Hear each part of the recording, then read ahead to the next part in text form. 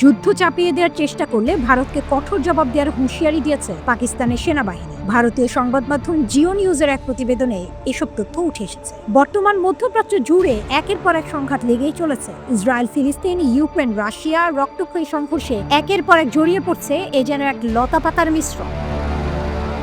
এদিকে বহির্বিশ্বের মতো এশিয়ার দুই শক্তিশালী ভারত পাকিস্তানের সম্পর্ক দিন দিন যেন আরো অবনতি হচ্ছে। চলমান দুই দেশের মধ্যে উত্তেজনা ক্রমেই বাড়ছে। পাকিস্তান তাদের সেনা তৎপরতা বাড়িয়েছে আর নিজেদের সশস্ত্র বাহিনীকে অভিযান চালানোর পূর্ণ স্বাধীনতা দিয়েছেন ভারতের প্রধানমন্ত্রী নরেন্দ্র মোদী। বিভিন্ন সময় বিভিন্ন ইস্যু নিয়ে আলোচনায় থাকতে দেখা যায় ভারতকে নিয়ে। গত 22 এপ্রিল পেহেলগামে পর্যটকদের ওপর হামলায় 26 জন নিহত হন, যা ছিল 2000 সালের পর থেকে সবচেয়ে বেশি প্রাণঘাতী হামলা।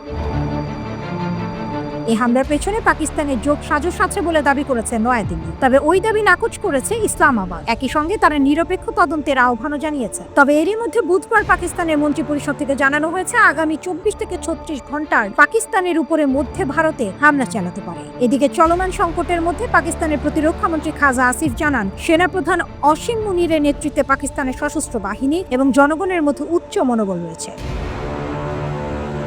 প্রজন্ম টিভিকে অনেক অনেক শুভকামনা, শুভেচ্ছা। এবং আমরা অতি শীঘ্রই যারা আমরা রেগুলার ইউএসএতে যাই, যারা কিনা আমরা সিটিজেনশিপে ট্রাই করছি, বা আমরা যে কোনো কাজে যারা আমরা যাব, তো ইউএসএতে যে নতুন নতুন চ্যানেলগুলো হবে তাদেরকে অবশ্যই অনেক অনেক শুভকামনা জানানো প্রয়োজন।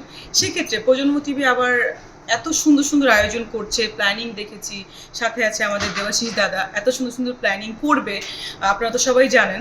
সো প্রজন্ম টিভি আরও এগিয়ে যাক, আরও সুন্দর সুন্দর প্রোগ্রাম করুক। প্রজন্ম টিভিকে অনেক অনেক শুভেচ্ছা। Thank you.